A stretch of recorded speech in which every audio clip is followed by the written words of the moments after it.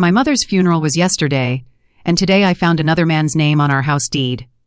A man she called her husband. A man I never knew existed. My mother's funeral was just yesterday, and I still feel like my body hasn't caught up to what happened. I woke up this morning with the kind of heaviness that doesn't just sit on your chest. It settles into your bones. I moved through the house like a stranger wandering through shadows of someone else's memories. Everything still smelled like her, the faint mix of lavender lotion and old books she loved collecting. For a moment, I almost expected her to call my name from the kitchen, to tell me she made tea and that I should come sit with her. That strange, painful hope kept flickering inside me, even though I knew it wasn't possible anymore. Grief does that. It tricks you, plays with your senses, gives you little ghosts of someone you just lost.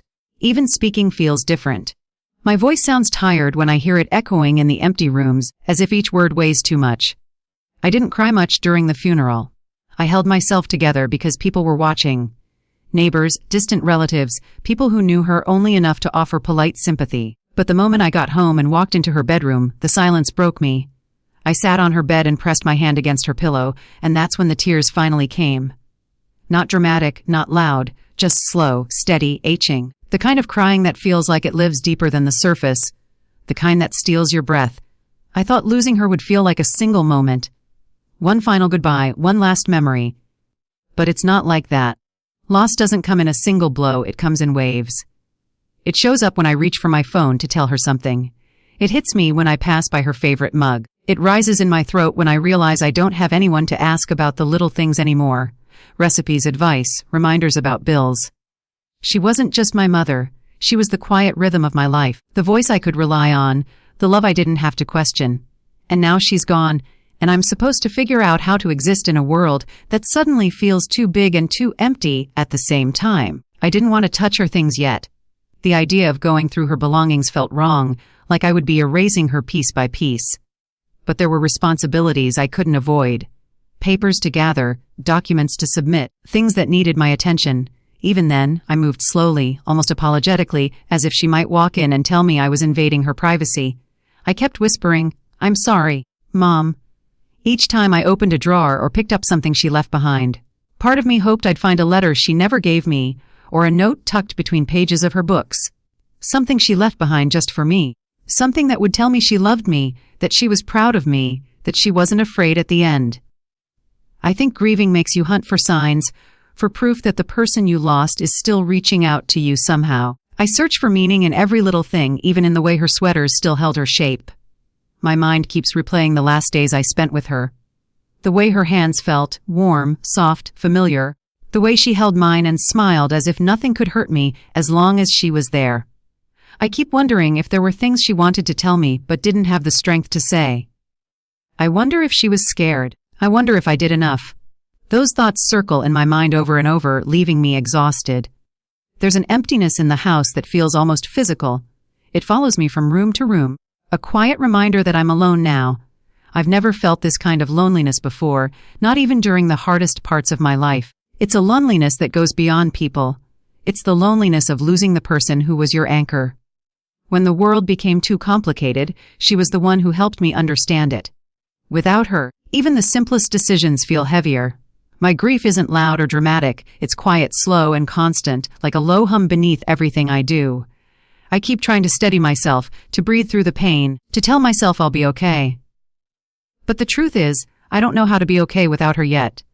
I don't know how long it will take to feel like myself again. Right now, all I can do is move through each moment, hoping the next one hurts a little less than the last.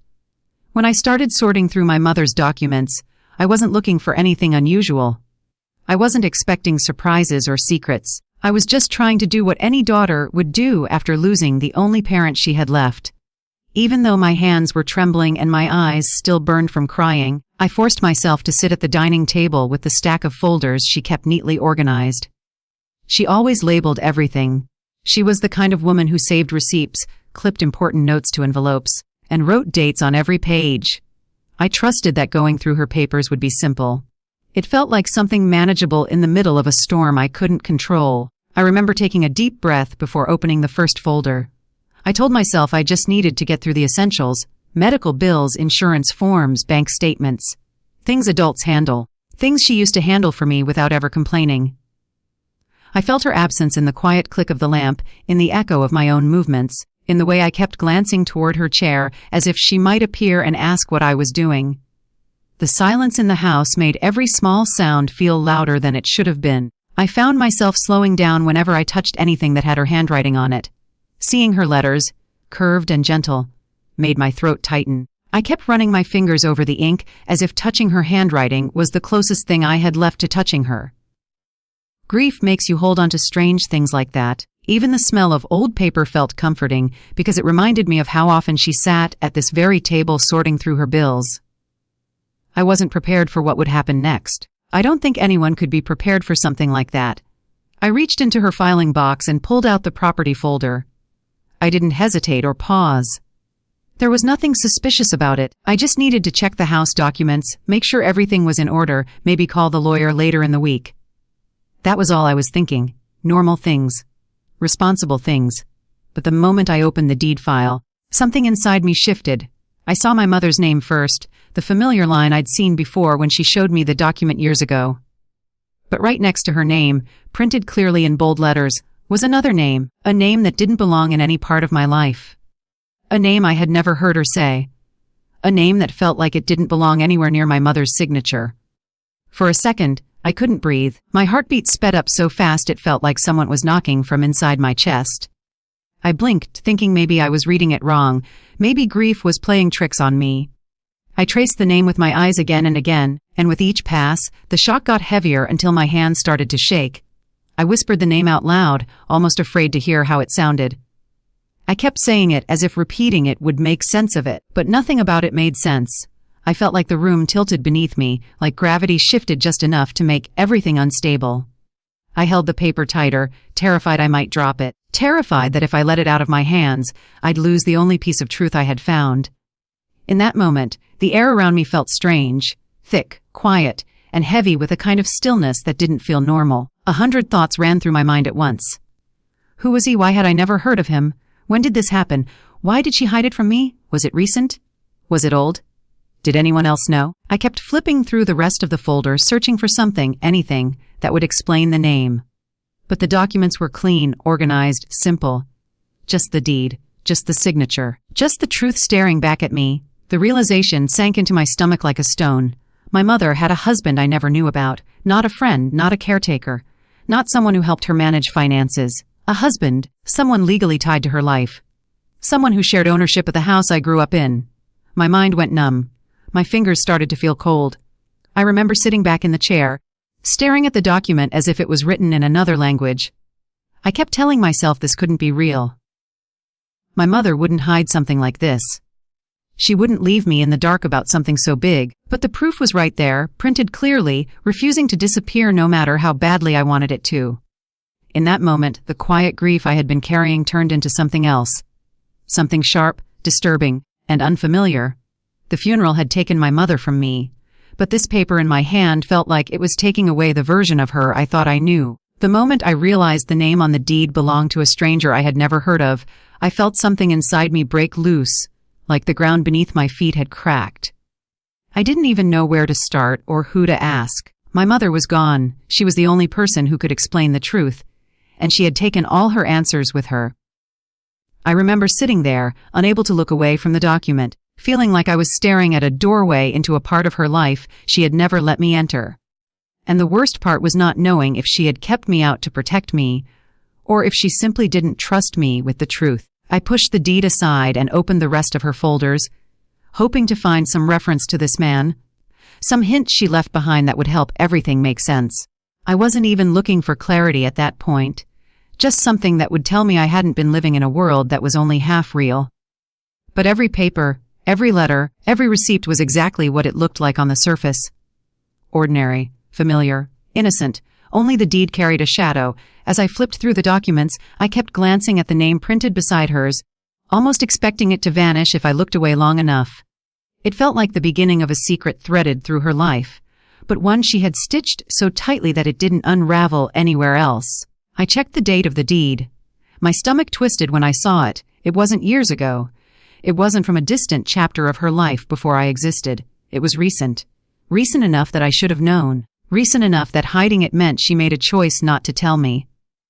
That realization hit me harder than I thought it would. It wasn't only the shock of discovering she had a husband.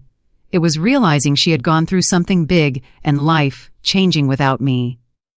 I had been there for her doctor's appointments, for her long nights of coughing, for the days when exhaustion sat heavy under her eyes. I stood beside her through everything she allowed me to see. But this part of her life had been invisible. I leaned back in my chair and closed my eyes, trying to recall any moment that might have hinted at this secret. A strange phone call, a slip of a name, a moment of hesitation. But there was nothing. My mother had been careful, deliberate. That made the discovery feel even heavier, like I was trespassing into a room she had locked for a reason. After a while, I stopped pretending the answer would magically appear in the paperwork. The only thing left was to confront the uncomfortable truth. I needed information, and the only way to get it was to seek it out myself. It felt intrusive. It felt wrong. But it also felt necessary. Grief does something strange to your sense of right and wrong. I wasn't trying to expose her secrets. I was trying to piece together the mother I thought I knew. The first thing I did was search his name online. I typed it slowly, almost afraid of what I might see. My hands trembled as I hit enter. At first, nothing meaningful came up, just a few random profiles, none of which made sense. I refreshed the search 3 times as if the truth might appear on the 4th try. When that didn't work, I added my mother's name beside his. Still nothing. That only made the uneasiness grow. If he was legally tied to our house, why did he disappear so completely online? Why wasn't there some trace of him? An address, a phone number, a work listing, anything. The silence around his identity felt intentional, like he lived between the lines of public life. I switched to searching through her email account. My hands hesitated on the keyboard. It felt like crossing a line, even though she wasn't here to see it. But I wasn't looking for gossip. I was looking for a missing piece of her life, a reason that name existed beside hers on the deed. I scrolled through her inbox slowly, heart pounding harder with each message I opened. Most were things she had shown me before. Appointment reminders, church newsletters, messages from neighbors, forwarded jokes she never laughed at but kept anyway. Then I found something that made my breath catch. A single email tucked deep in a folder she rarely used. It was short, almost too short, just a date, a time, and a sentence confirming that the paperwork was ready to sign. No details. No explanations. Only a first name. The same name printed beside hers on the deed. Seeing that email felt like standing outside a locked door with no key. I had found proof she had been in contact with him. Proof they had arranged something concrete. But I still had no idea what their relationship really was, or why it had been kept hidden from me. That was the moment I realized the truth wasn't going to sit quietly in the paperwork. If I wanted answers, I needed to go deeper. I needed to find the man whose existence had rewritten everything I thought I understood about my mother's life. When I finally accepted that searching through my mother's papers and emails wasn't going to give me the answers I needed, a strange mixture of fear and determination pushed me toward the next step. I realized I had to confront the possibility that someone else knew the truth. Someone who wasn't me, someone she had trusted enough to involve in this secret part of her life. The idea unsettled me more than I expected. It wasn't jealousy. It was the bitter sting of realizing that while I had been grieving beside her bed, tending to her during her final months, there might have been another presence she leaned on in ways I never saw. I kept replaying the last weeks of her life in my head, searching for signs of another person coming and going. I couldn't think of anyone. My mother had spent most of her time at home, surrounded by the same quiet routines. There were no mysterious visits, no late-night calls, no unfamiliar faces. That made the situation even stranger. How could someone so important to her be someone I had never met? I decided to start with the lawyer who handled her will. I didn't want to call him right away. Something about speaking to him over the phone felt too distant, too formal for what I believed I was about to ask. So I drove to his office. The entire drive there, I practiced what I intended to say, but every time I formed the sentence in my mind, it sounded ridiculous. "Excuse me, my mother apparently had a secret husband. Can you explain?" When I finally walked inside, I felt like my heart was sitting just under my throat. The lawyer, Mr. Feldman, greeted me with the same polite warmth he had shown during the estate discussions, but I could tell he noticed the tension in my face. I didn't bother with small talk. I sat down across from him, took a shaky breath, and said, "There's a name on the deed. Someone I've never heard of. I need to know who he is." His expression shifted immediately. Not surprised, not guilty, but something more neutral, as if he had expected this moment or at least prepared for it.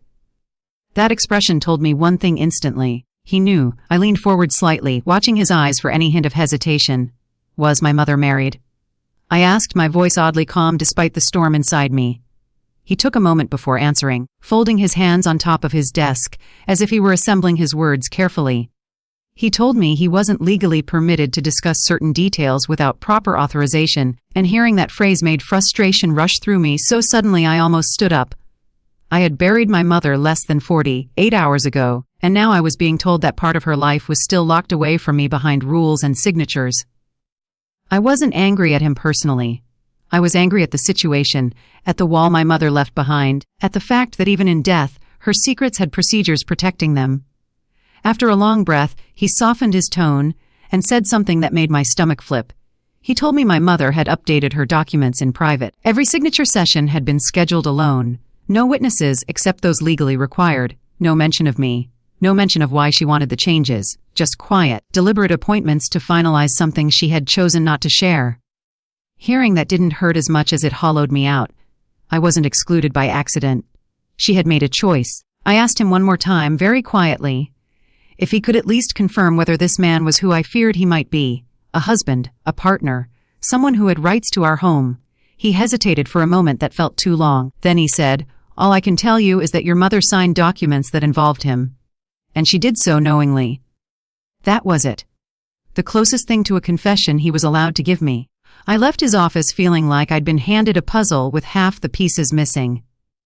The information he gave wasn't enough to answer anything fully, but it was just enough to shake the foundation of everything I thought I knew. My mother hadn't made a mistake. She hadn't been confused or pressured. She had chosen to bind this man to our property, to her life, intentionally. The question I couldn't escape afterward was the same one that echoed through my mind the entire drive home. Why didn't she want me to know? The silence from her side of the story felt louder than anything the lawyer had said. And as much as I didn't want to admit it, the fear growing inside me wasn't just about the secret. It was about what that secret meant for everything she'd told me, everything she'd ever kept close, and everything I thought was true about our life together. When I finally worked up the courage to search for him, I didn't know what kind of man I expected to find.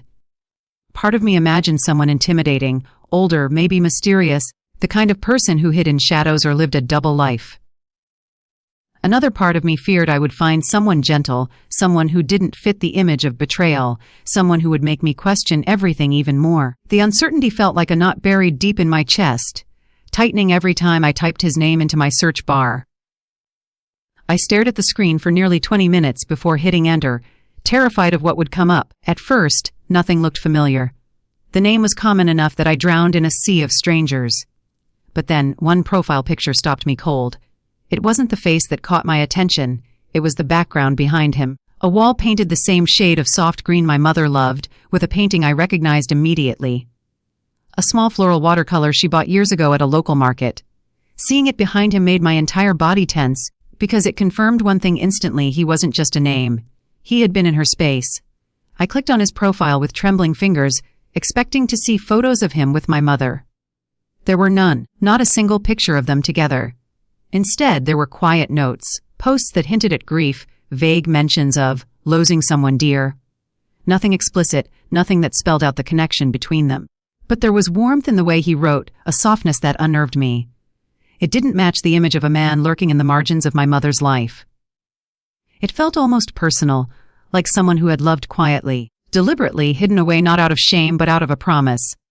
I needed more than that. I needed real answers, not assumptions pieced together from social media breadcrumbs. After staring at his contact information for nearly an hour, I finally dialed his number. My heart thudded against my ribs as the phone rang. 1 ring, 2, 3. I almost hung up on the 4th, but then a voice answered. A calm, steady voice that made my breath hitch.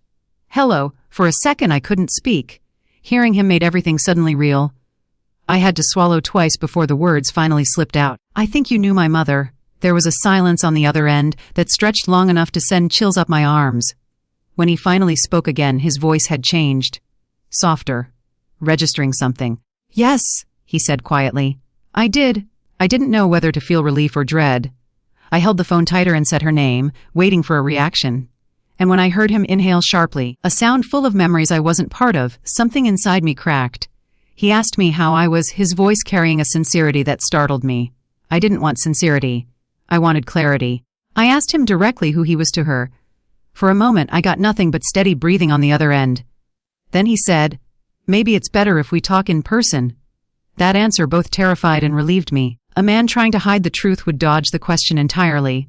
A man who meant something to her would face me. I agreed to meet him. The next afternoon, I drove to his house. My stomach twisted into knots as I walked up the path. The door opened before I even knocked, and there he was. A man in his late 50s, hair graying at the temples, eyes kind but tired. Tired the way eyes get when they've carried grief far too long. The moment he saw me, something softened in his face, like he already knew who I was. He invited me inside. The house smelled faintly of cedar and old books. On a side table near the couch, I saw a photo frame turned face down. Something told me not to ask about it yet. When I finally asked again who he was to my mother, he didn't look away. His voice was steady when he said, "I was her husband." Hearing those words felt like standing on ground that suddenly dropped away beneath me. My fingers went numb. My legs felt unsteady, but I forced myself to listen, even though every part of me was screaming. He told me they had married privately, quietly, without vows spoken in front of others. They had agreed not to tell anyone, not because they were ashamed, but because they were protecting something. He said my mother loved me fiercely, that she never wanted me to feel replaced or overshadowed, that she feared telling me would make everything harder during her final months. Those words didn't comfort me. They broke me in a different way. Because while he spoke, I realized something heartbreaking. My mother had been living two separate lives, one with me, one with him, and both were real. When I finally managed to speak, my voice shook as I asked him why she hadn't trusted me with the truth. He looked down, his hands clasped together tightly, and whispered that she planned to tell me when the time was right. She just never lived long enough to reach that moment. Hearing that didn't bring peace. It only raised questions that I wasn't ready to face. When everything was finally out in the open, the deed, the conversations, the truth about my mother's secret life, I felt like I had been cut open from the inside. Nothing looked different on the outside. The house was still the house I grew up in. Her photos were still on the walls. Her scent still lingered on the cardigan she always draped over the kitchen chair. But something in the air had shifted forever. The world felt the same and completely unrecognizable at the same time. I spent days walking through each room like I was meeting it again for the first time. Every corner held a memory of my life with her. Yet now, each memory had a shadow beside it, a reminder that she had built another world a few steps away from me. Not a cruel world, not a malicious one, but a hidden one I was never invited into. There were moments I felt angry, moments I felt abandoned, moments I felt like a stranger in my own history. But as the days went on, a different understanding began to take shape, slowly, reluctantly, quietly. I realized that grief doesn't just come from losing a person. Sometimes it comes from losing the version of them you thought you knew. And sometimes it comes from discovering a truth you never asked for, one that cracks you open in ways that force you to grow in directions you weren't ready for. I kept expecting the anger to stay, to become part of me. But it didn't. It softened over time, melting into something more complicated than forgiveness, but gentler than bitterness. I began to understand my mother not as the single, perfect figure I had always imagined her to be, but as a human being with fears and mistakes, and needs she never found the words to explain. I met with the man again, not to question him, not to demand more answers, but simply to listen. And the more he spoke about her, the more I realized that her love for him didn't steal anything from me. It didn't diminish what she and I had. It didn't rewrite our memories or replace the life we shared. It simply added a piece to her story I never knew existed. A piece she probably wanted to protect me from, because she didn't know how to bridge two parts of her heart without breaking one. When I finally stood in front of her grave again, I didn't ask her why. I didn't ask her to justify her choices or explain what she kept hidden. I just stood there, hands trembling slightly in the cool breeze, and told her that I missed her, that I wished she had trusted me enough to tell me, but that I understood she was trying to carry too much, and she didn't want to burden me with the weight she held.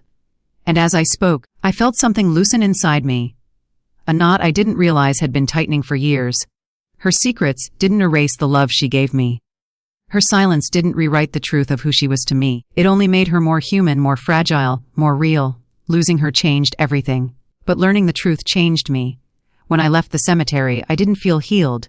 I didn't feel whole. But I felt grounded, rooted in a new understanding that our loved ones are not always the simple stories we build around them.